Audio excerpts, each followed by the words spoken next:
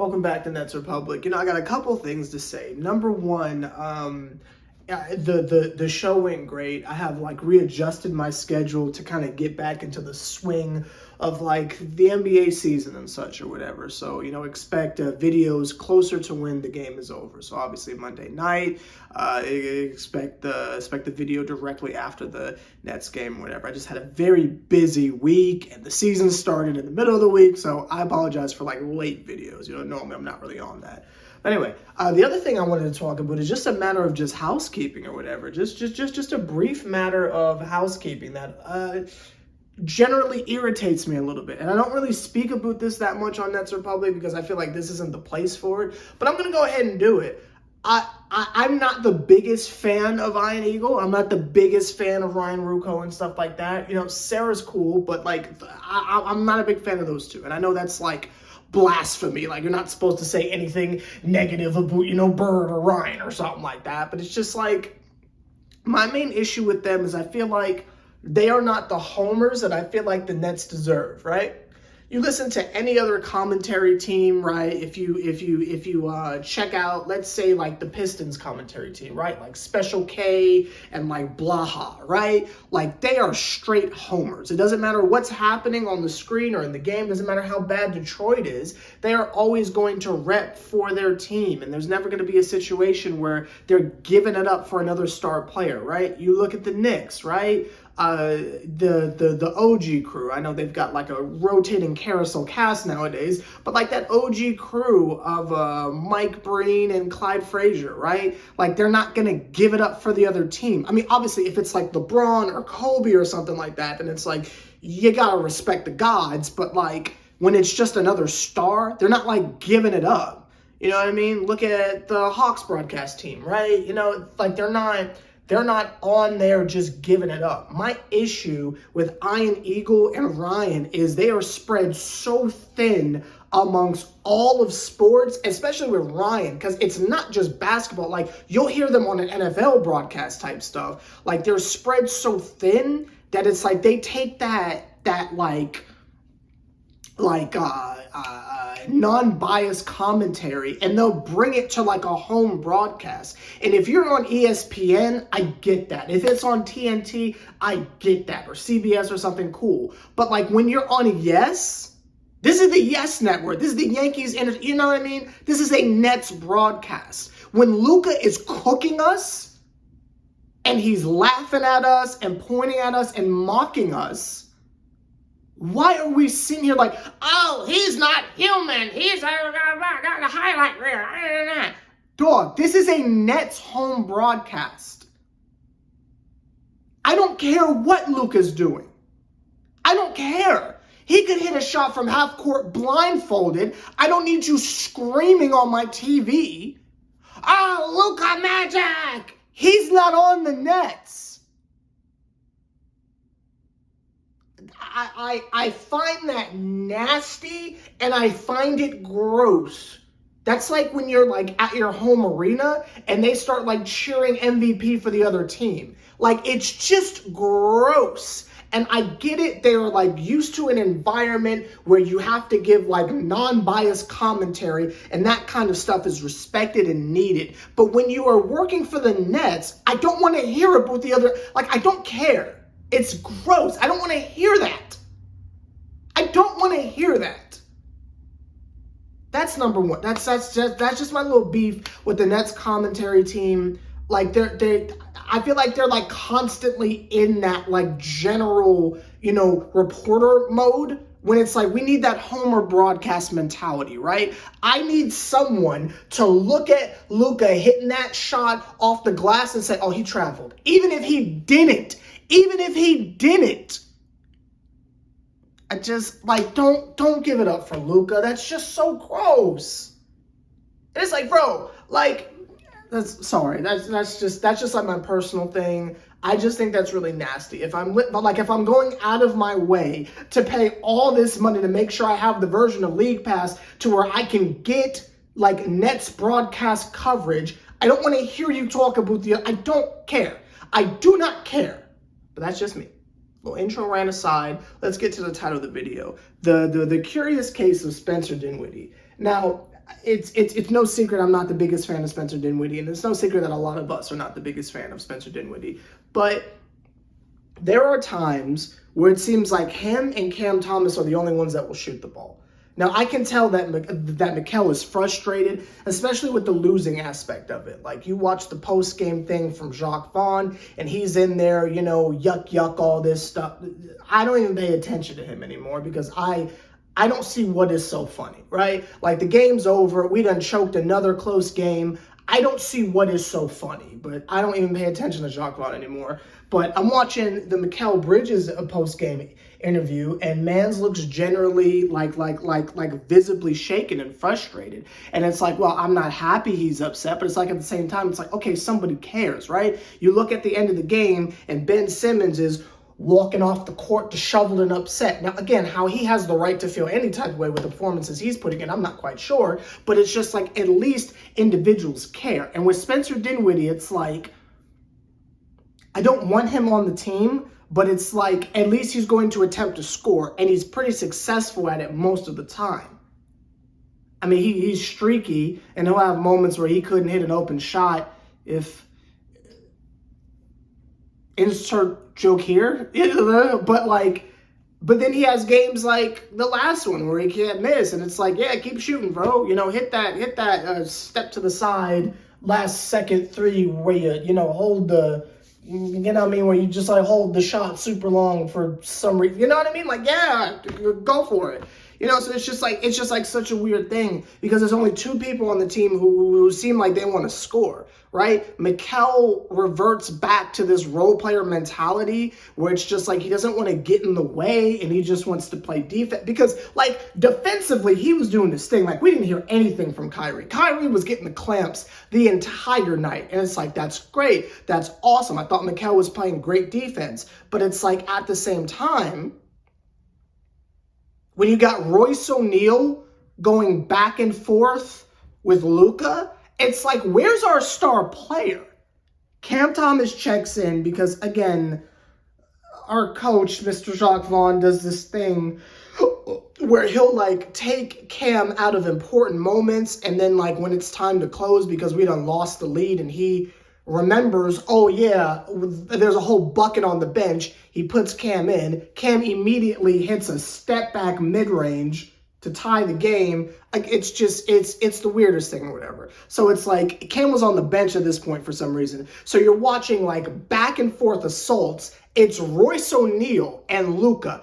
Back and forth. Big three, big three, big three. Big three. Royce even had this three where he like shook the mess out of somebody so hard that like a Beyblade, he spun into the bench, missed the shot. But I mean, really going back and forth. And again, if that doesn't like raise your ears a little bit, like Sever, Luka and who? Yes, Luka and Royce O'Neal. Where is Mikal Bridges? Where is Mikal? Are you not the star of the team?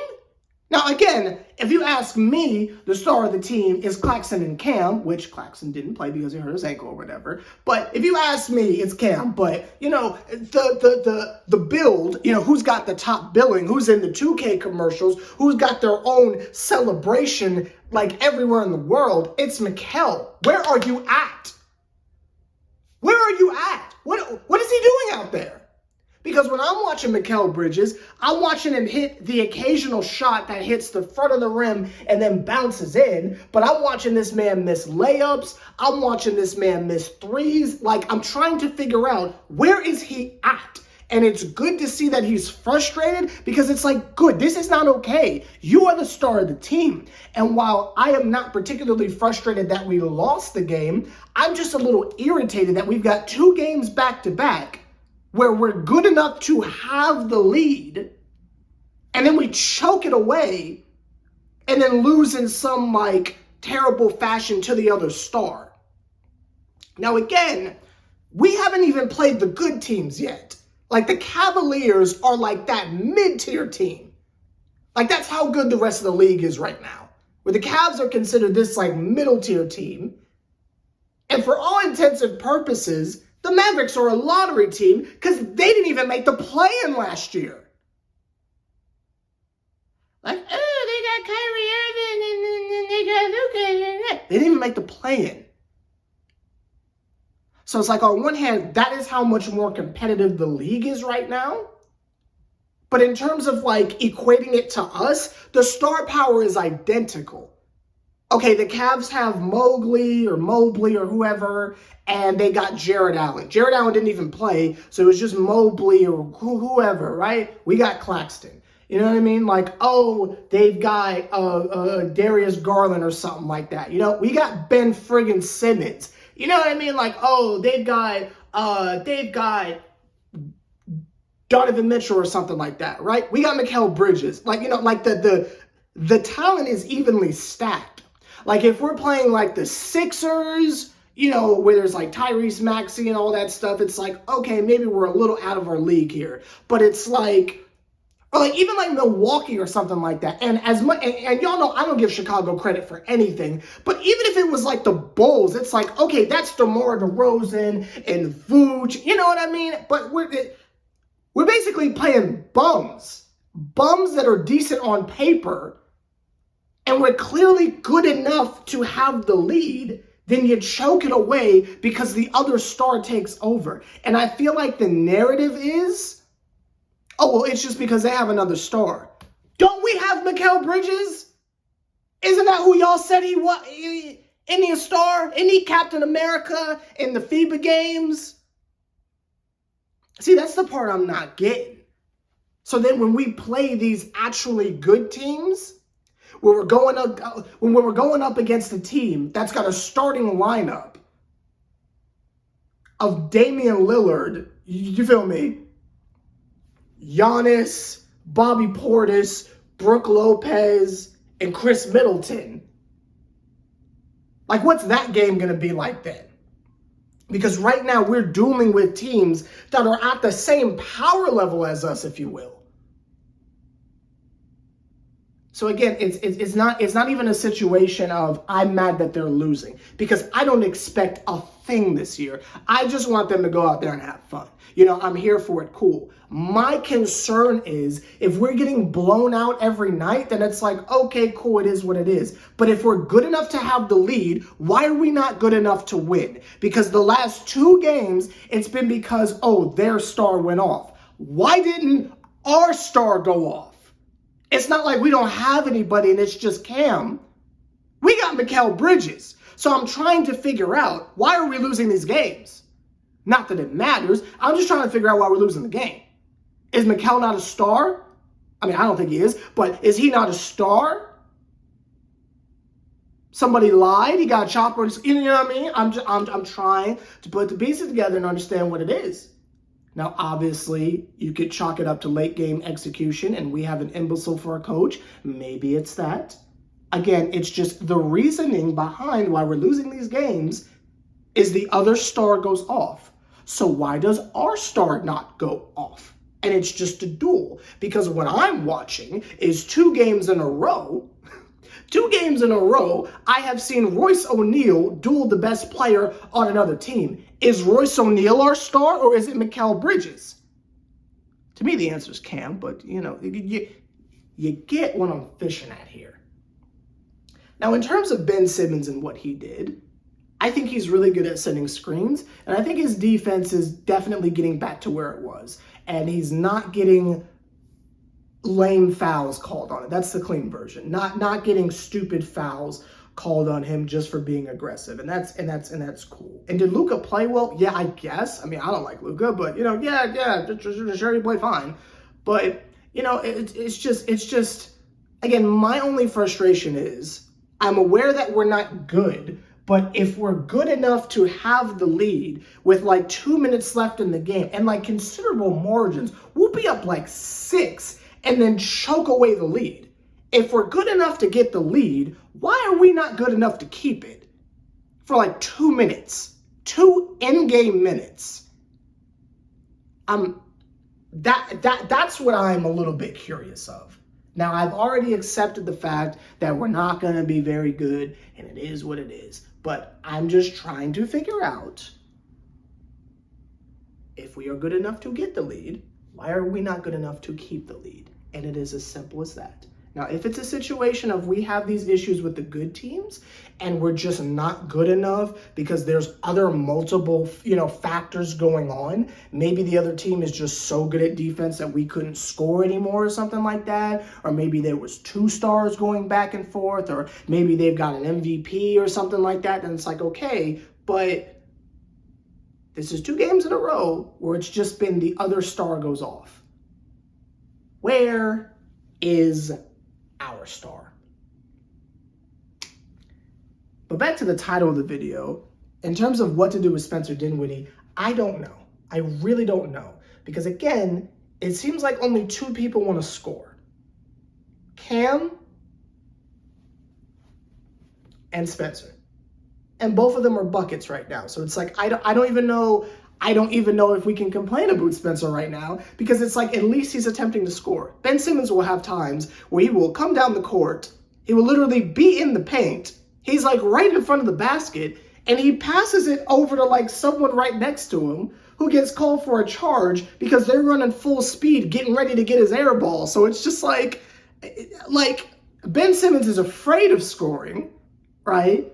Mikal is like this just like eternal support character that just can't like make that shift to, it's like, and I know this is such a nasty example, I apologize, but it's like someone who's like just born to be in the mid card, and it's like you're giving them like that upper card push, and it's like, okay, this is your championship match against Roman Reigns, go on out there, and it's like they're out just like, well, this Sunday I'm gonna try. Like, dog, what? You gotta make it believable. Like, we know Roman's gonna crush you, but it's like, make it believe. Like, how would it be like if LA Knight went up there and he's just like, well, I'm gonna try. Like, dog, we know you're gonna lose, but it's like, make it believable. You know what I mean? Make it believable. Like, I was the only one on earth who thought Shinsuke had a chance against Seth, right? But it's like, it's not like he went out there and said, I'm gonna try. No, come on, now you gotta make it believable. It's like this man,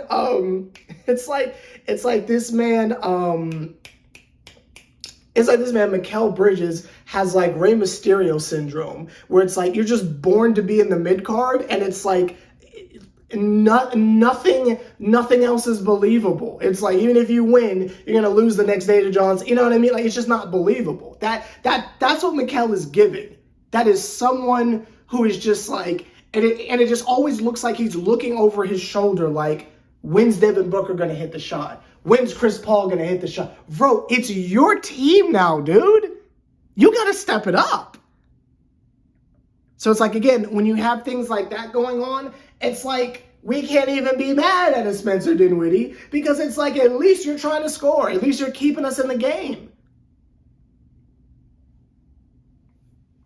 You want to talk about conversations of, who are we concerned of who's going to get their minutes taken? We might have to start asking that question for Mikal. Because I'm watching. And it's looking to me like Jacques Vaughn is trying to figure out whose minutes is Lonnie Walker gonna take. He's looking. And Mikal looks to be a prime candidate to me. Because if he ain't gonna do nothing but play defense,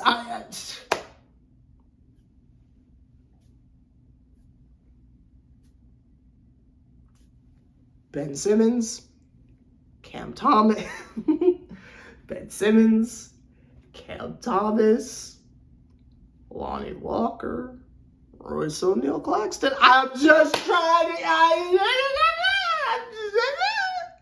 If he don't want to step up, I'm just... Hey... And shout out to Dorian Finney-Smith for getting like a video package for coming back to Dallas. I didn't know anyone, not that anyone didn't care about him, because that's just mean, but like, I didn't know he was like that big a deal. If Dallas wants him back, I mean, you can take him. I mean, I don't think we're gonna miss him that much,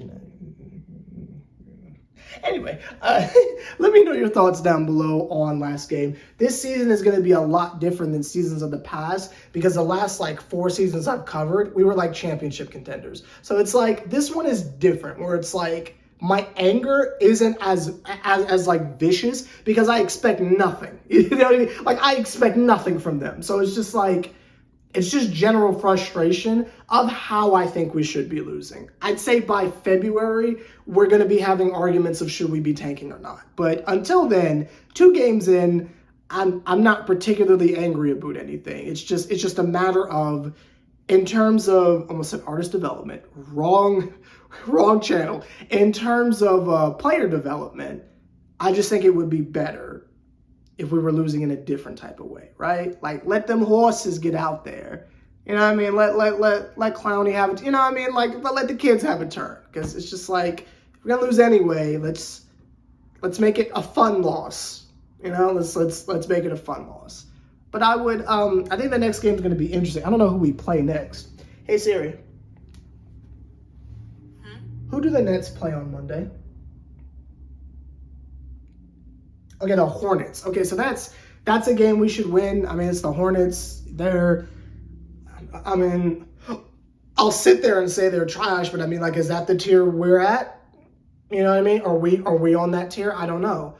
Half their team is in jail, so I mean, I feel like that makes us better by default. And is this the Dennis Smith Jr. revenge game? You know, who knows? You know, I don't know. I don't know. But I think maybe next game might not be an example of that, because if we get the lead and lose it and then lose the game, that doesn't really shift the narrative. But when we play like the Celtics or something like that, if we get the lead against them and then we lose it, it's going to be like, okay, there's something wrong with Jacques, right? You know what I mean? Like, that's like a coaching thing. Like, the team could be better. We're just messing up here. You know what I mean? So I think like the Celtics game is going to be more of like a measuring stick game, if you will. This next game against the Hornets tomorrow, it's just like, yeah, it's whatever. If we're 0-3, it's whatever. They should win that game, but they should have won the last 2. But then it doesn't matter. So yeah, we're just in a weird place. But anyway, I'll see y'all tomorrow night to see what they do against LaMelo and them. Should be a Dennis Smith revenge game. Maybe J. Cole will show up. I don't know. Until then, I'll be your J. Cole at home. Bye.